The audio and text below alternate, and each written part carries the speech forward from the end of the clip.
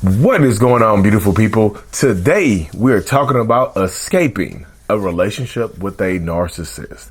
If you're new here, my name is Lee Hammock. I'm a clinically diagnosed narcissist, and welcome to another episode of the Narcissist Code.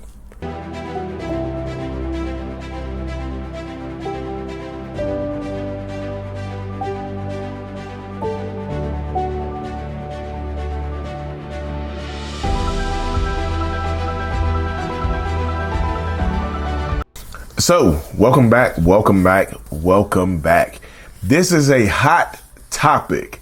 Not hot because it's like, you know what I mean? Not like because it's popular, but like hot because it could be popular, but it's also hot because it's risky. That's why I use the word escape. I didn't just say leaving a relationship with a narcissist, which is what some people have the ability to do. Everybody can't just leave a narcissistic relationship, right? Some people have to escape, because the way I describe a toxic relationship with a lot of narcissists and toxic people and dangerous people is like you're in a prison, like you are a prisoner, right? You've been locked up in this narcissistic prison for X amount of years, X amount of time that you've been together in a relationship with this person, right? Like, it could be a short period of time. It doesn't take very long for, especially the really dangerous narcissistic people. It doesn't take very long for them to become obsessed and think that you belong to them, right? So the time period can sometimes be insignificant, but sometimes it can be very, very significant. Like I said, you don't have to be in a relationship with them for a long period of time for them to become attached to you, obsessed with you, and think that you belong to them.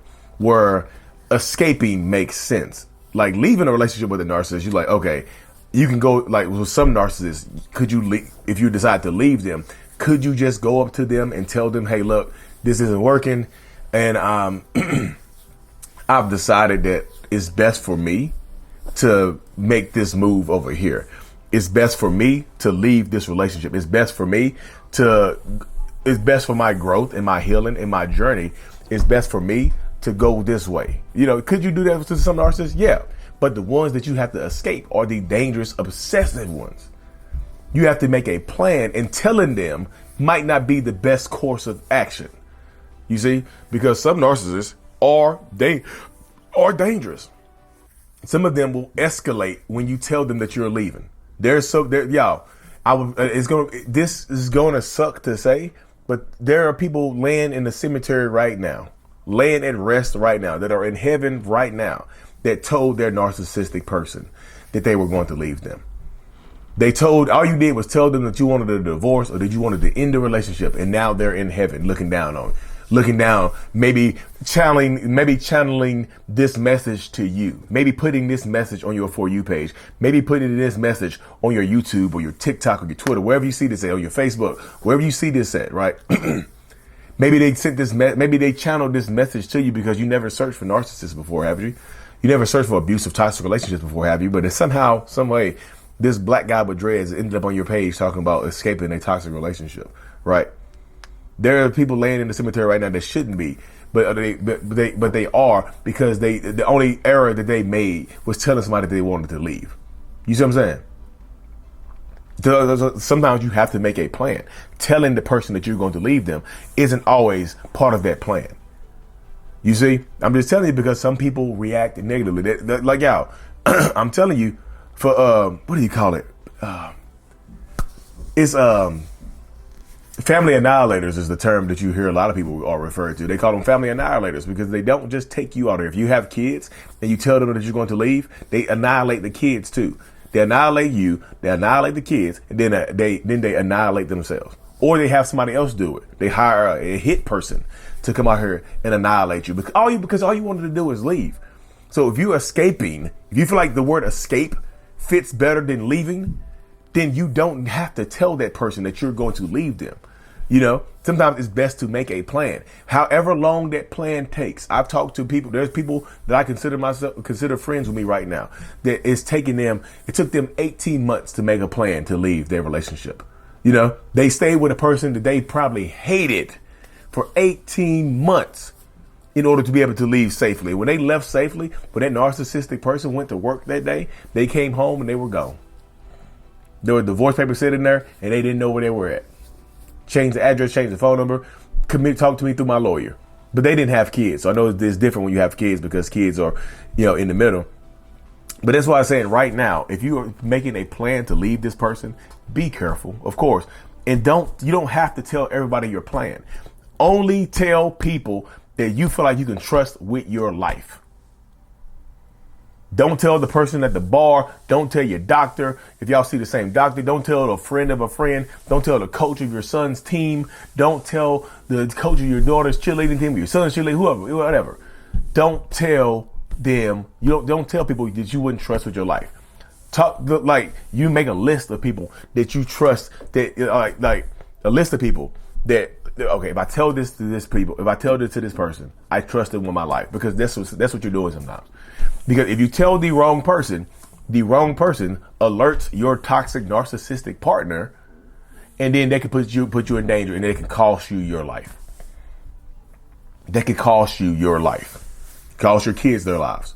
So if you don't have to tell people unless you need help, and you have to be able to trust those people with your life.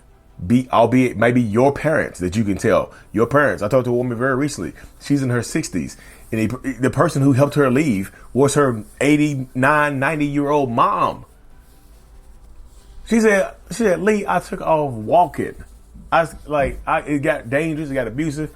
I just left the house. I didn't take the keys. I didn't take anything. The only thing I took was my cell phone. And I guess who I called? I was like, the police? She said, no, I called my mom. I was like, you've been married for 40 years. My mom was in her 80s. I think she said 90. It might be 89 or 93. It's one of those numbers are popping in my head. But she said her mom grabbed her purse, hopped in the whip, and came and got her. I was like, that touched my heart, y'all. I was just like, wow. Mama Bear in her 80s and 90s still coming to get her little girl. You see what I'm saying? Sometimes the only people you can trust is your parents. But sometimes it gets to that point, but you can't even trust your parents because the parents like your partner. Like your ex, and they'll tell, hey, look, you need to get things together because my son is about to leave you, or my daughter's about to leave you, and they just inadvertently put you in danger. You see, find people that you can trust. Make a plan, y'all. Make a plan, and y'all.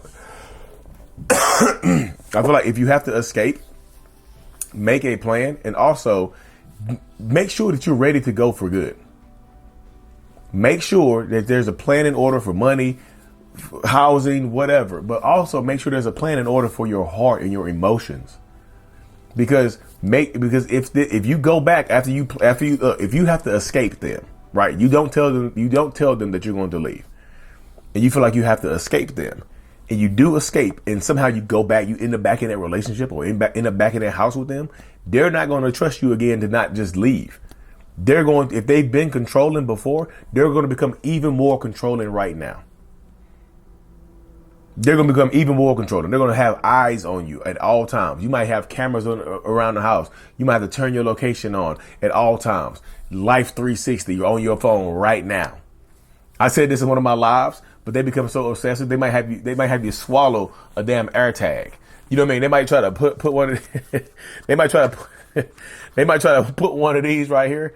They might try to slip you one of these in your favorite meal. Hey, here's a piece of pizza. Just swallow the whole. Don't chew it. And there's a whole time it's a damn AirTag. Because I know that's stupid, but they want to know where you are at all times. So you can be driving around and like, you know how your phone is like, there's an AirTag traveling around with you. An unknown AirTag with you right now. That's because they got an AirTag in your car. You see what I'm saying? That's how it works a lot of the times. So you have to be able to protect yourself in these spaces, because if you don't protect yourself, you're going to end up inevitably going back to this toxicity, and you're going to end up getting hurt. You're going to end up getting drugged around and hurt and manipulated, and it's going to be painful for you in this space right here. So make sure when you're making this plan to leave, make sure that you are ready to leave. Make sure that this is final. Make sure you have already mourned the loss of this relationship. You know, if you have kids, make sure that you already have an idea of a parenting plan. Sometimes you just have to escape. Sometimes you have to pack yourself up and go. Like, you're not ready to leave. You feel like it's gotten dangerous. Sometimes you have to pack up and go. But you might have to stay in contact with this person because you have children, and a lot of them will absolutely use the children as leverage, albeit to keep the kids around or to just threaten and discard the kids and be done with the kids for good.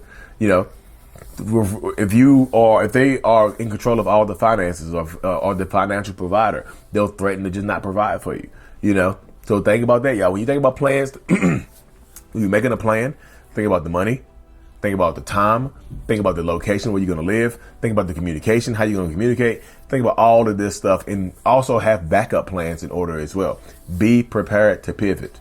You know, they always say BPP, be prepared to pivot, because things happen. If you're going to leave while they're at work and they just happen to come home while you're moving, they might snap.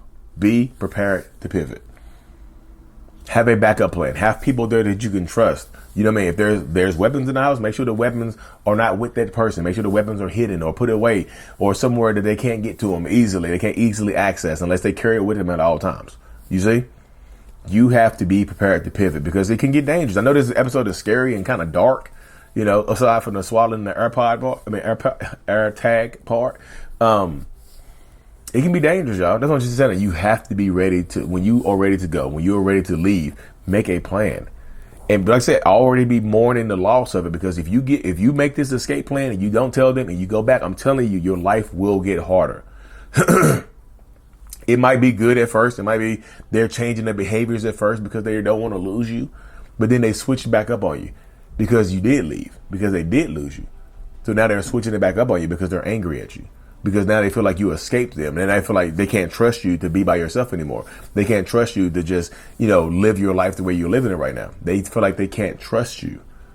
So there's a lot of space and there's a big gap right there. So you have to be prepared to pivot. Like I said, you have to be safe. Y'all make a plan, think about the money, think about the time, the location you're going to, the communication and things like that, a parenting plan, because they are being truthful from the perspective of a narcissist. If they are not ready for you to go, if this comes as a complete shock to them, they can still try to hunt you down and snap. You know, they can still try to do that. But that's why you might have to arm yourself, depending on where you are. You have to protect yourself, protect your location and things like that, because it's not like a lot of narcissists to just give up easy.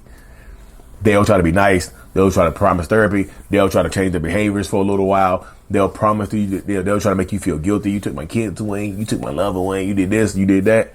They'll do everything to try to make you feel bad. And then if you go back, I'm just telling you, it more than likely will get worse for you, because now they probably will. Now, if you were in prison before, if you do the way I described it at first as a prison, if this was a prison at first, now you're in solitary confinement, you know, because solitary confinement, from what I heard to describe it as in jail, is like a jail within a jail, you see? So now you're in solitary confinement. You're not just in regular jail. You're in not in general population where you can see other people. Now you're in solitary confinement where it's just you, because they don't trust you not to leave again. You see? And sometimes they don't trust you. They get to the point, if you go back, well, they'll be planning on leaving you high and dry. Now they're planning their escape plan just in case you try to leave again, to make your life harder. That happens so much, y'all. That was just saying, like, if you're in a relationship with a toxic narcissistic person, you feel like you have to escape. You can't just leave. You have to be careful and be safe, because they will make your life harder. It does get hard, y'all. It's one of those things that it just happens. It sucks, you know. But thank y'all for tuning into another episode, y'all. Like I said, join my newsletter, my monthly newsletter, my weekly newsletter. I'm starting doing it weekly this year. My weekly newsletter email list, because I have courses coming out. I have another book coming out. I have a lot of workshops coming out here in person. Make sure the link to my newsletter is in the description of every video and podcast I do. Hit that 5 stars on Apple Music and Spotify. Is that Spotify? Make sure you subscribe to the YouTube channel if you haven't. Mental Healness is up. Peace. Thank you so much for making it to the end of my video. You are a mental healness rock star, and I appreciate you for being here. If you haven't already, make sure to click on the screen to subscribe to the channel and watch another one of my videos in my playlist. There's also a link available up here for you to purchase my kids' book, Remember It's Not Your Fault, on Amazon. So check that out. Thank you. I will see you in the next video. Peace.